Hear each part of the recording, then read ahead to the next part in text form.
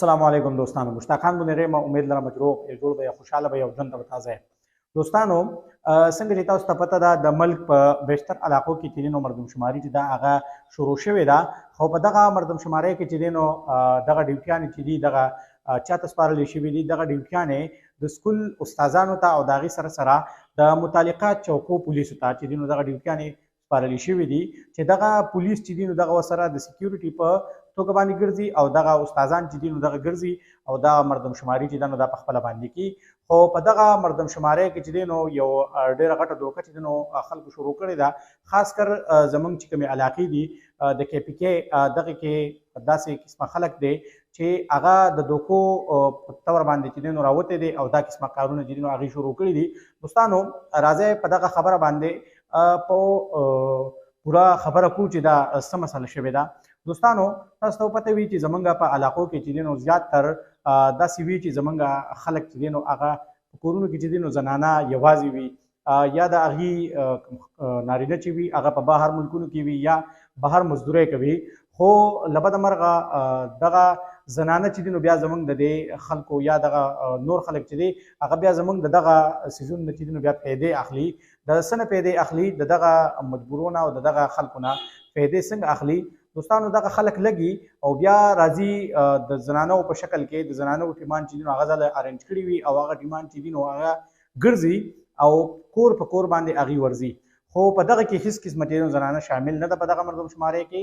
نو مهرباني وکړئ که چېرې ستاسو کور ته زنانه درشي نو دغه زنانه چې دي نو د دغې چې دي نو بالکل مخنیوی کوئ د دغې خبرې او پولیسو ته هم اطلاع کوئ، دغه ټیمان چې دي دغه پولیسو ته حواله کوئ.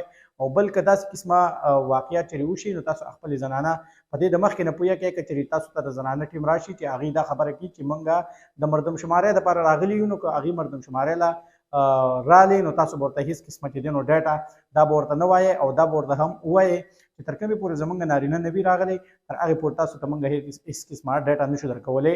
نو دغه خلک ولګي د دغه زنانو نه ګوتې ولګي او هغه په کوم ډیوایس کې چې کومې د هغې نه ګوتې ولګي او ډیټا د هغې نه ولیکي.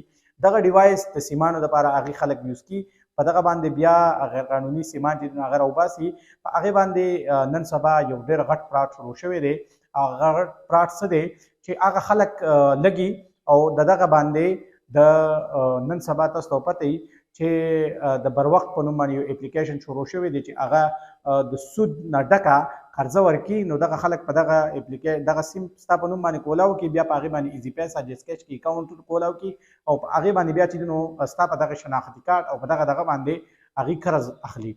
نو دوستانو یا دا کی یا په نور الیګل کاتی کی نو مهرباني وکړئ خپلو زنانو ته دا ووایئ، خپلې زنانه چې دي نو دا ویښې کړئ چې دا زنانه چې دي نو که چېرې تاسو کورونو ته دغسې ټیمان ناشي نو هرګز دغه خلکو له چې دي نو ډیټا مه ورکوئ. او دا ډیوټیانې چې کومې دي نو دا زما په خیال چې دی نو د هغې علاقې متعلقه کوم استادان چې دي هغې ته حواله شوي دي.